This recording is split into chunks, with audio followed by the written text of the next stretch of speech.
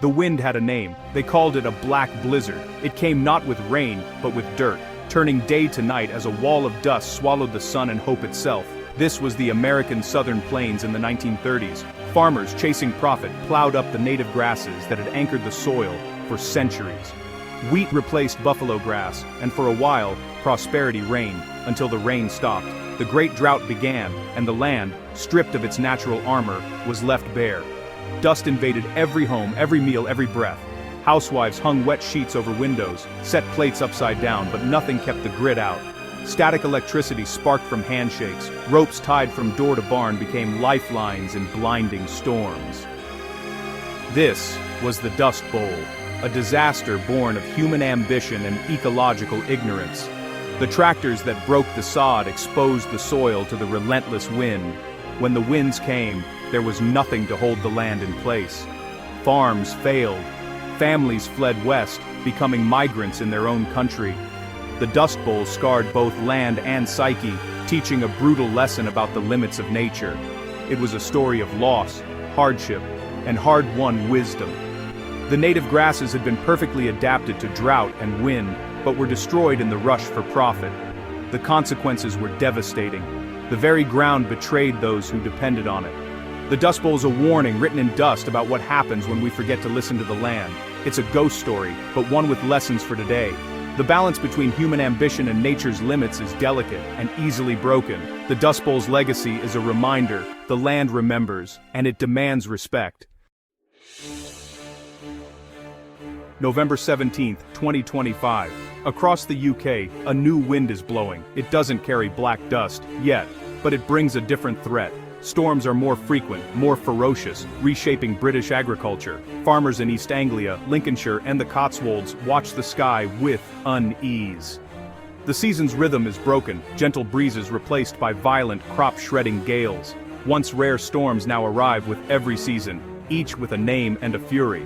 Rain turns fields to mud, but it's the wind that lingers, howling for days, tearing at everything. Fences ripped out, barn roofs peeled back, and now, the soil itself begins to move. These are drying winds, sucking moisture from the topsoil, leaving it light and vulnerable. On Britain's open fields, a fine haze drifts, an echo of the Dust Bowl. The land is starting to blow away, particle by particle. This isn't an isolated event, it's a pattern. The Met Office has issued more wind warnings this year than in the past 5 combined. Climate scientists point to a shifting jet stream, fueling these relentless storms. For British farmers, this is no longer theory, it's daily reality. Every night the wind rattles windows, every morning there's worry for the fields. The green and pleasant land is under siege. The wind is no longer just weather, it's a force reshaping the future. Farmers are fighting a new battle, one that echoes the past. The question is, will we listen to the warning this time? Nearly a century and an ocean apart, American and British farmers now share a struggle-exposed soil meeting powerful wind.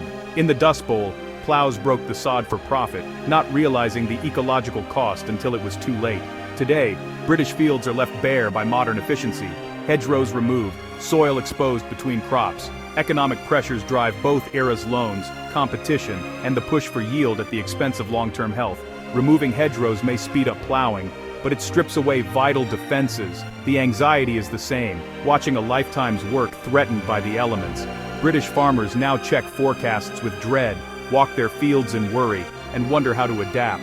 Despite modern science, they feel powerless against the weather's new ferocity. The struggle is timeless, farmer versus the elements, now amplified by climate change.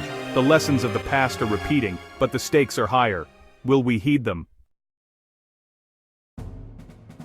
Relentless winds are battering UK crops with immediate and lasting effects. Young shoots of wheat and barley are shredded, entire fields sand-blasted bare. The wind dries out the soil, creating drought even when it rains.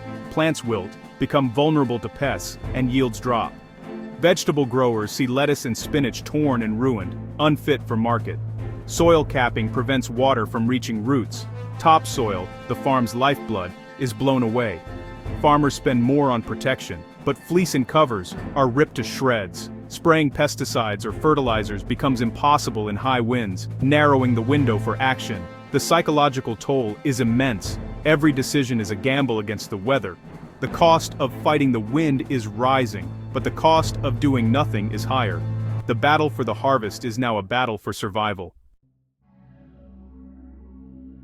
Scientists and agencies have warned for years. Soil erosion and extreme weather threaten British agriculture. The UK's Committee on Climate Change called soil health perilous and warned of worsening storms. The Met Office confirms more high wind days, especially in key farming regions. Rothamsted research finds topsoil loss is outpacing natural regeneration, driven by hedgerow removal and heavy machinery. If these trends continue, a fertility crisis looms within a generation. For years these warnings were treated as distant problems. Now, the crisis is real. Scientific predictions have become daily reality. Reports are no longer just words, they're the story of land blowing away. The question is no longer if, but how quickly we'll act. The time for ignoring the wind has passed. British farmers are fighting back, blending old wisdom with new technology. Hedgerows are making a comeback, planted as living windbreaks to slow and filter the wind. No-till and minimum tillage farming leave soil covered, protecting it from erosion and improving health. Cover crops like clover and rye shield the soil between cash crops, their roots holding everything together. These green winter coats add organic matter and nutrients, building resilience. Some farmers are reintroducing livestock, using permanent pasture as a natural defense. Collaboration is growing. Farmers join forces to restore hedgerows and create shelter belts across entire districts. The goal: resilient soils, resilient farms, and a landscape that can withstand the wind. Innovation is key, but so is learning from the past. The fight is not just for this season's crop, but for the future of farming itself. Farmers are becoming guardians of the soil, for themselves and for each other. The land's survival depends on it. The Dust Bowl is more than tragedy, it's a textbook for today.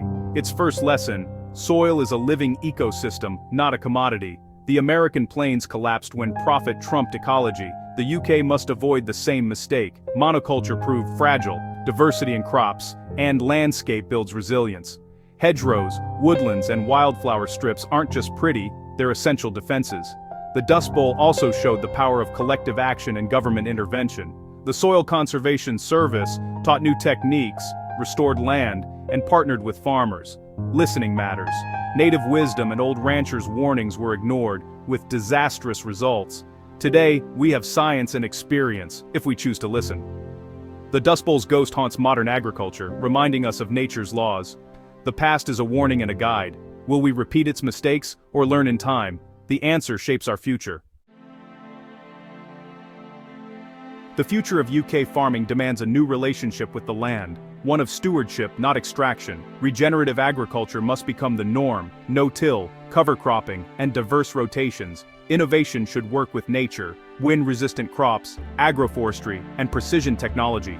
Imagine fields of wheat interspersed with fruit or nut trees, protecting soil and diversifying income. Policy must reward soil-friendly practices, not those that degrade the land.